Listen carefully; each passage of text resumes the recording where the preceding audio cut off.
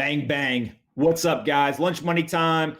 Thursday. Well, Wall Street's trying to get rich. The rest of us just trying to get our lunch money right. I'm here with the beautiful, intelligent Polina, Marinova, Pompliano, PIMP. What up? Why is it censoring me like that? That's weird. Okay. I don't know. Go on. You got your guns out today? Guns out. Got these deadly weapons?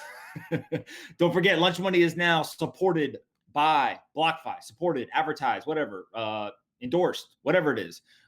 Make sure you go to blockfi.com/lunchmoney. They've got 3 products. You can buy and sell crypto on their crypto exchange. You can deposit crypto and take out a US dollar loan against it. So you don't have to sell your crypto, but you can get US dollar liquidity. Or you can use my favorite product, which is their interest-bearing account. I'm an investor in the company. I'm a big-time user of the product, very happy user. Big time. You can deposit crypto or digital dollars and earn up to 8.6% APY. BlockFi.com/lunchmoney. All right. I did it in 60 seconds or less. Let's go. Unemployment. What's up? So new filings for unemployment benefits last week totaled 1.186 million, which is the lowest level of the coronavirus era. Wall Street had been expecting more than 1.4 million. Well, 16 million Americans still are collecting unemployment on a week-to-week basis. Oh, yeah. And here's the crazy part. I continue to say this. The highest number of unemployment claims in history before 2020 was in 1982. There was about 700 or 800,000 unemployment claims in a single week. That was the highest ever. We have had as many as 6.6 million in 2020 per week, and we're still at 1.1, almost 1.2 million claims per week. Although everyone is cheering for the 1.2 million number that came out today, because Wall Street was expecting 1.4. And because compared to a 6.6, it's a way lower number. This would be the single highest number of unemployment claims in a week in any other year in history. Absolutely insane. We got to get people back to work. We've started to open economies. Do you hear that bad music? No, it's construction. Oh! That's what our lives come to. Polina forgot even what music was. We've been quarantined for so long, she doesn't even remember music. We got to get people back to work. The economies are starting to open, but still seeing 1.2 million Americans first-time unemployment claims. That now puts us at over 55 million Americans who have been unemployed or lost their jobs during this crisis. Absolutely insane. I miss good music and good construction. All right, what's going on with Kodak? Okay, so what is this Kodak thing? So the SEC is investigating the circumstances around Eastman Kodak Company's announcement of a $765 million government loan to make drugs at its U.S. factories, according to people familiar with the matter. So Kodak, as you guys know, is like a photo company. They have nothing to do with drug manufacturing. Right. They got a $765 million loan from the government that on very attractive terms to go into drug development, which doesn't make a lot of sense. But here's the crazy part. That news was announced on a Tuesday. On Monday, the day before, there was a massive surge in trading volume for the stock. So one day before, there's this massive announcement that happens. And sorry, go on. No, go ahead. Oh, okay. See how she interrupted me? So go ahead. There's unusual trading activity, and it's being investigated for that.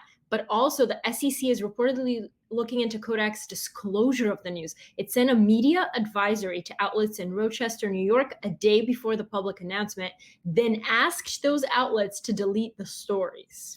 Yeah, so look, there's probably all kinds of those issues. The 2 things I care about are, one, why the hell is there and when I talk about a big surge in trading, I'm talking about before they were trading like tens of thousands of shares.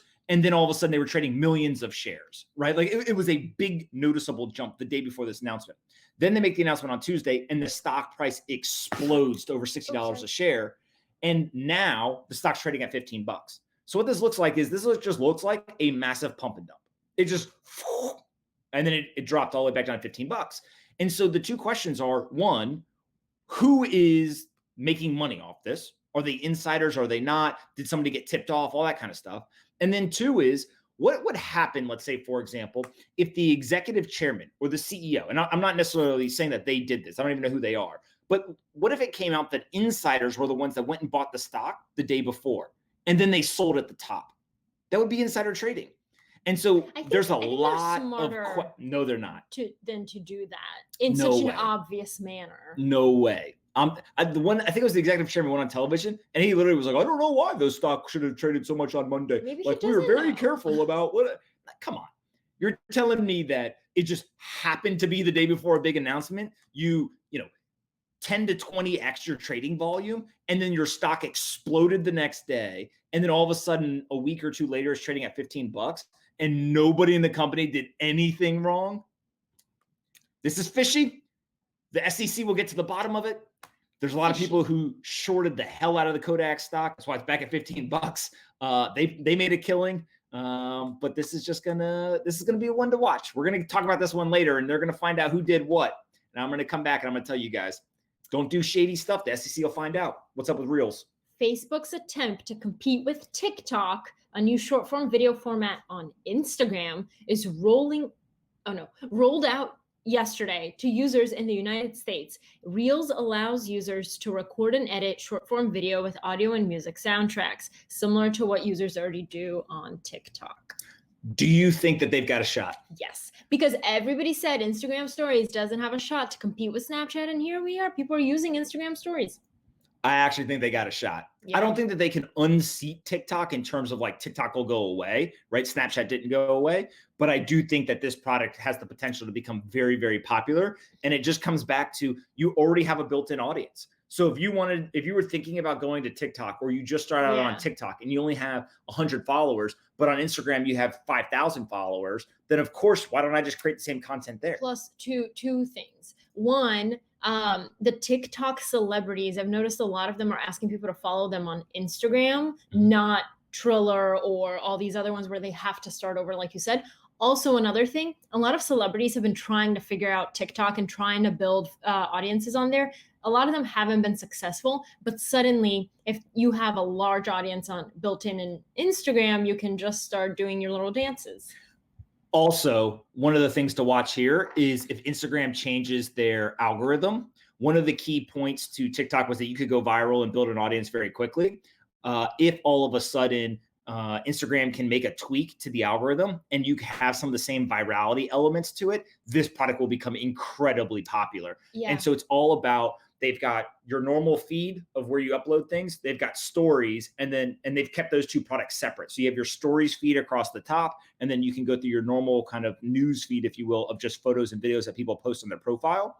If all of a sudden they now take these TikTok-esque reels, and the reels are put into the feed and you can get virality out of it, watch out, because that thing will explode. So you don't think they'll keep them separate? You think it'll be inside of Instagram? What's the difference between uploading a video to your profile versus reels? So here's the thing. I might be a lot of my friends are very professional on Instagram. Like in terms of, this isn't LinkedIn, but they post things that they wouldn't post on Snapchat or something. But then if you add these like TikToks, I don't know how many of them would be like, all right, my coworkers like watch me nay. That's an old dance. If you're nay-naying, whatever that sounds like a horse. If you're nay-naying on TikTok, what makes you think that your coworkers aren't going to find it there? It's just it's more friction. Me, if I was on TikTok, y'all be in danger. All right, what's going on with Jake Paul? What? I had one more thing about TikTok. What did you have? Oh no. Oh yeah. Do you remember during the Congress hearing when Zuckerberg was saying all these things like Facebook is an all-American company. We are the quintessential American company. And he was kind of probably putting in the seeds for something like this. Possibly, but over 85% of their users are outside the United States. It may even, at least when I was there, 86 or 87% of users are outside the US. But he was telling Congress that, of course, it's an American company that doesn't share your data or whatever. Of course. All right, let's get to the bad boy of the internet. How did Jake Paul become the bad boy of the internet? Bad boy summer. All right. FBI rolled up. If you haven't seen the video, they raided his house yesterday, and they didn't come weak. They came with a whole army, guys on trucks hanging on the sides with the rifle strapped to their chest. They were ready. So Jake Paul is a YouTube influencer. Obviously, What you need is- the FBI decked out for the YouTube influencer. What is the SWAT team doing at this YouTube influencer's Calabasas home? It's not a SWAT team. This No, is it a says key difference. A SWAT team, including a SWAT team. Oh, they might have brought a SWAT team with them, but the FBI. This isn't like, oh, the LAPD SWAT team. This is the FBI rolled up. Go on Twitter, search Jake Paul, and you'll find the videos. They rolled up literally holding on to the sides of cars, hanging onto it with rifles strapped to their chest with, I think I saw 4 or 5 vehicles, like 40 dudes, and they weren't there to play around. They rolled up with business in mind. So listen to this. Police in Scottsdale, Arizona on Wednesday said they were dismissing charges of criminal trespassing and unlawful assembly there against Paul and 2 others so that a federal criminal investigation can be completed, but that they may be refiled later. So basically, Paul had been charged when he appeared on video in June inside a Scottsdale mall that a big crowd of people had broken into, looting stores. Why is Jake Paul looting? Well, so this is a key piece. Supposedly he didn't do any looting. He claims that he didn't do any looting. And second of all, what they could get him on, and I'm just pontificating here, is one, if they broke in, like it was closed and they broke in, then that'd be trespassing, could be criminal breaking and entering. So why, like all that kind of all stuff. these police? Well, 1 second. Second is if he was looting, right, then there could be looting charges. Third is because he's got such a big following and he was videoing it, you could see them trying to create charges like inciting a riot, right? I mean, there's all kinds of things that they can stack on top. The key is just like when you're in the spotlight, you got a target on your back. So when you do things like, of course, there could be 100 people there, but if you're the one who's got the big audience and you're the one that's videoing it and posting it online, there's all kinds of things. And they may just come after you to prove a point. But that's a lot of people. That's like kind of scary. What? Why couldn't they send 2 cops to arrest him? I don't think he's that violent. Well, so then they, inside the house, they got a bunch of guns out.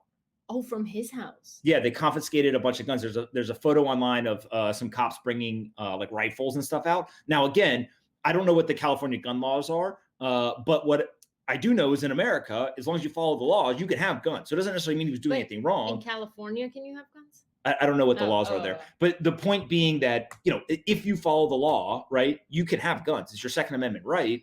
The question is, anytime that the police know that somebody has a gun, so if they knew there was guns in the home, they're going to send a lot of people because it's just like, do we think he's going to do something crazy and start shooting at us? No, but on the off chance he can, you always want to be over prepared. So if they knew that guns were in the home, okay, it would make sense why they sent so many people. We don't know that. We also don't know yet what the investigation is. All we know that this was a search warrant into his house and there's no arrest made. So it doesn't sound like they were actually, whether he was home or not, we don't know. We don't know, were they there to arrest them and they just searched instead? It's all kind of up in the air. I just love the fact that yesterday I got on Twitter and all of a sudden it was like bang, bang, FBI raids Jake Paul. And there was videos. It literally looked like a video you would see in like a South American country where the local police are going into a favela and they're about to snatch up drug dealers and stuff. They were riding dirty. Ready? All right, what's up with Airbnb? Rural. I get hype about FBI raids. It's very hard for me to say this one word. Rural.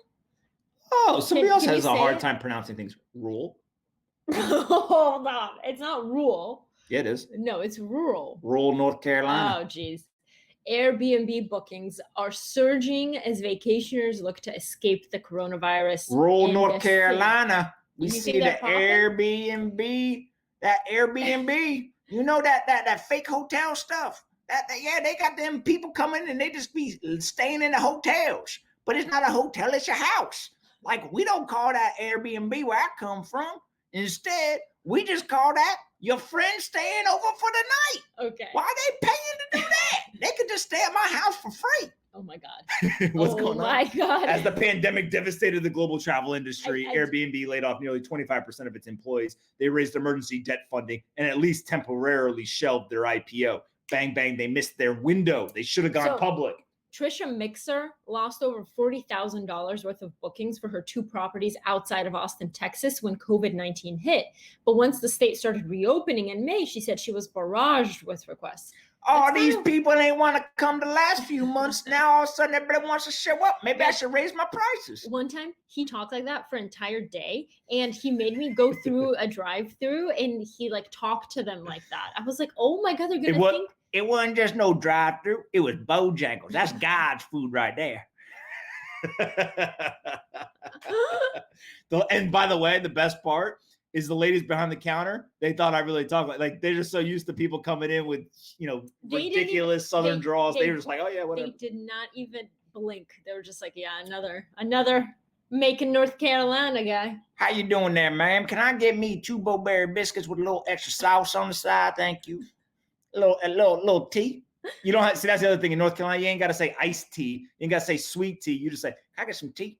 And they know, oh, tea? Okay, I'll get you the sweet tea. The sweetest of the tea. You don't have to go. All right, so anyway. Airbnb. If you had an Airbnb and you were renting it out, you were struggling bad. Now all of a sudden, the demand is back. People want to get out. They're tired of being quarantined. All of our friends are in rural places. Rural North Carolina? All right, what's up with murder hornets? So these damn murder hornets, they be trying to buzz me all the time. I am deaf in my right ear.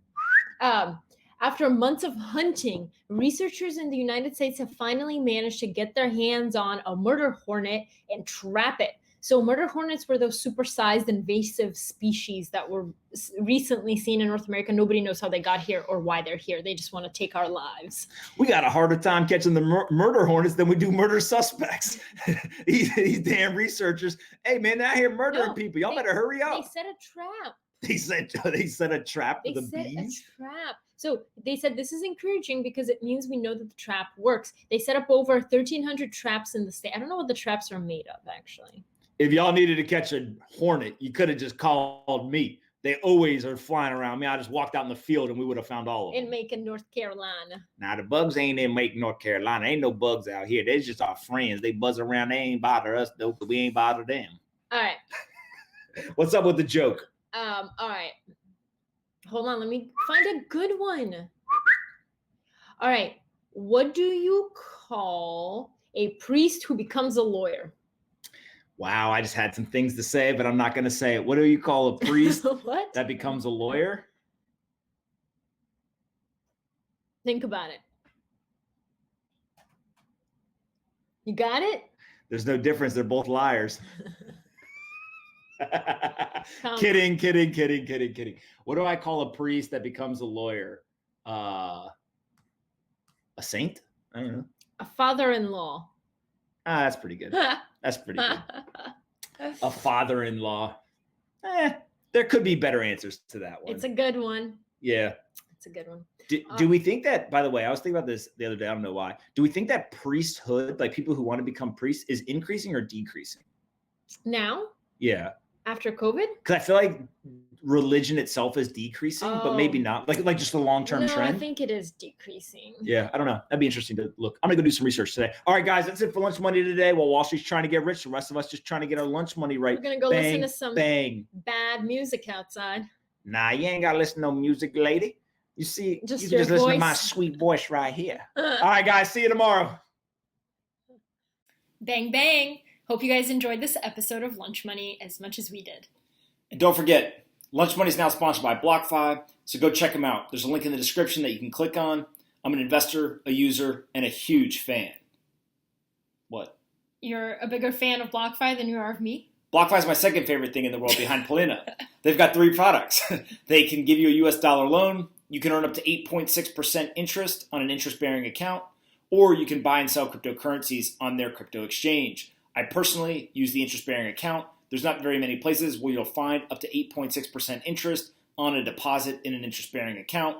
Go do your own research. There's risk associated, but 8.6% is pretty compelling.